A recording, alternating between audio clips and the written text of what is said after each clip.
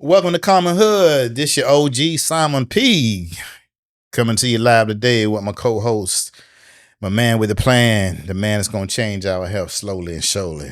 We're going to bring it from the west to the east and showing the different philosophy. Dr. K.H. Shakur is here with us today. How you doing? How you doing, Brother Simon P? And how's everybody else doing out there in TV land, if I can put it that way?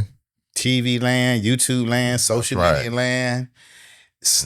Long with this video land somewhere where they can like, share, and subscribe, we'll be okay. That's right. That's right. I just want to do a recap. You know, you're doing a brief series on health. Yes. So the last time we touched bases, I'm just going to give a little recap on some of the functions because we're focused on the organ of the kidney. Mm-hmm. And we had kind of left last time just to recap. We said that common sense, kidney, it gives filters and purify blood and blood fluids, remove toxins from the body. So that we talked about how important it is not to be overindulged in the alcohol and other things. But the kidney also removes excess salts and water and other substances. But you said you wanted to piggyback on how much fear and the psychology affects the kidney. So let's dive into that. Yeah. So we have to understand it's not even so much Eastern medicine, but it's energetic medicine that permeated the whole planet. So this medicine comes out of Africa, out of East Africa, and Imhotep being the father of medicine. So I just wanted to just add that part in, and that spread through southern India, which was the Dravidian civilization. The earlier dynasties in China were African, as well as it moved into the Himalayan regions and throughout the planet. So I do want to express that. So now, to specifically answer about fear, we have three components in energetic medicine. That's the mind or soul body, the energetic body, which is like inner wind, and then the physical body. And so the organ, the psychological aspect or the mental aspect that affects the kidney is, on the positive end, is motivation, and on the negative side is fear. And in our medicine, we connect the brain, the spine, and the kidney as one network. So what happens is, as that human being is being developed in the womb, in our modern day society, the mothers experience so much trauma. There's been studies that show that by the time a child is 5 years old, they've witnessed over 5,000 murders just based on TV and the video games. So when mothers look at horror movies or detective movies or movies with murder in it and killing and what have you, listening to music that has violent and negative lyrics, as well as very loud instruments, that affects the fetus, where the child comes out with a psychological fear and lack of motivation. Now, on top of that, there's a high degree of domestic violence in a lot of our communities, where many pregnant women are definitely not protected. So they're physically abused. You have situations of nasty substance abuse on top of that, and being in very unsafe and inharmonious environments affects that fetus, and that creates a fear. Well, you talked about in the womb. Yes. On the mother being exposed. Yes. There's already, before you come out the chute. That's right. That there's already enough fear embedded. That's right. In that uterus, that when that kid come out, fear is kind of embedded. That's from right. Day one. That's right. And you're saying that what we intake, a mother, a pregnant woman, let's just say right. A pregnant mother. That's right. That if she's pregnant, you would say to disengage yourself from taking the horror movies, upbeat music. That's right. Loud beats, or listening to music that has a lot of rah-rah connotation in it. That's right. Going to be negative. And you say somehow that affects the fetus of the unborn child. Because the child gets physical food, and then there's the spiritual food that the child gets. Now, there are studies and histories to show that in the case of African Americans or blacks in this country, where they would take pregnant women, and I know my mother even used to tell me this as a kid, and they would lynch, beat, or kill a person in front of a pregnant woman so that child would grow up with definite fear. So definitely a lot of this was even programmed. Okay.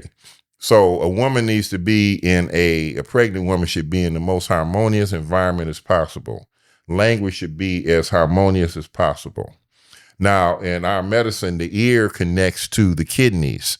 So for every person speaking to one another with negative tones, cussing and hollering and using all kinds of negative language, damages the motivation in a person.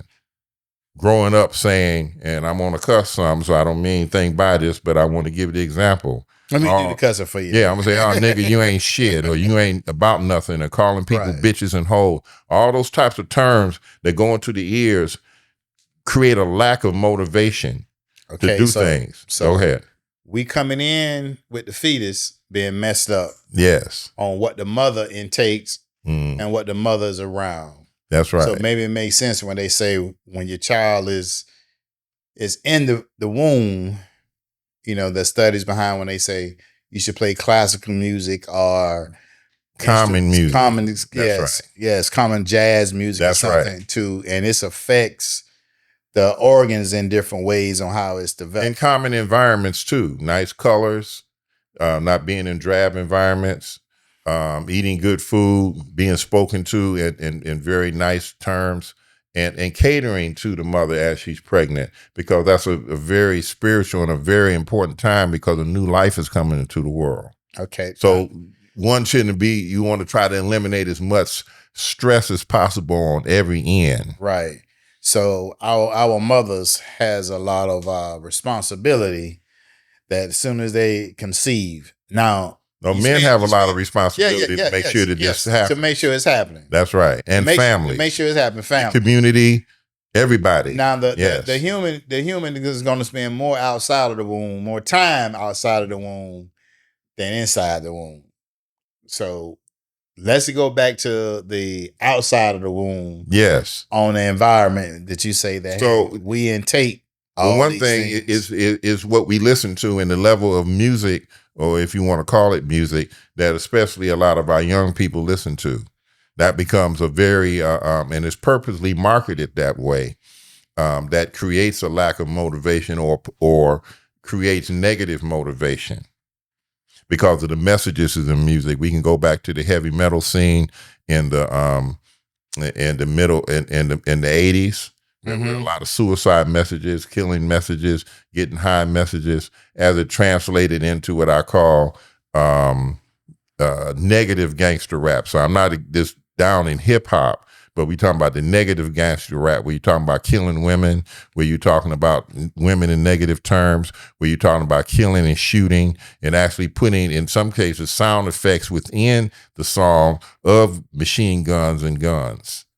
Okay, now, briefly in rich dummy terms for me, how does this fear in the womb or outside of the womb directly coordinates with the function of the kidney? Because, again, the kidney deals with motivation. And we see that in our school systems, we see with our young people, there's a lack of motivation, positive motivation to do things, as far as studying, as far as reading, as far as trying to have businesses, as far as trying to stay outside of the law rather than being encouraged to go into the law. Like, for example, we know at a certain stage in hip hop, and I just use that as an example, that a rapper wasn't even considered valid unless they had some prison time. They were considered, the studio rappers were looked down upon. I think, not to get into the music, I hate to use music. I'm just going to say the environment. So let's just say I grew up in an environment which had everything. That's right. So I had some people that worked in the post office. They had good government jobs. I had some people that worked in some of the state government jobs.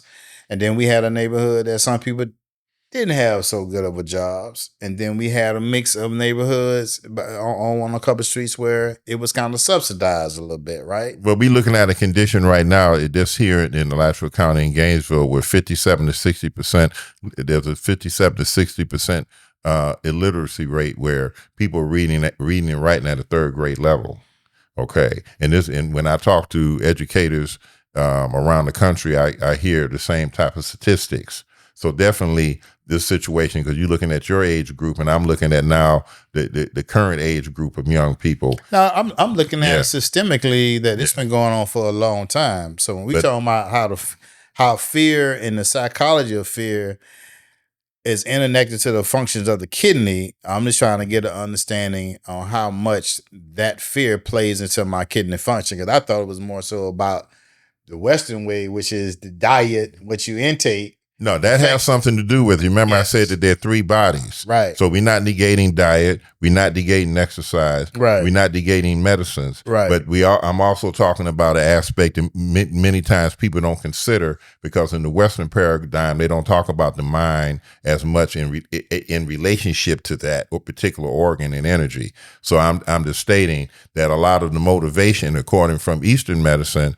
or energetic medicine, is that the kidneys, or our chi, our inner wind that creates movement, is affected by fear. It's fear because of what we listen to, how we talk to one another, the information that we take in our ears. In many cases, in the modern world, is overwhelmingly negative. Would you say an adrenaline rush can affect your organs?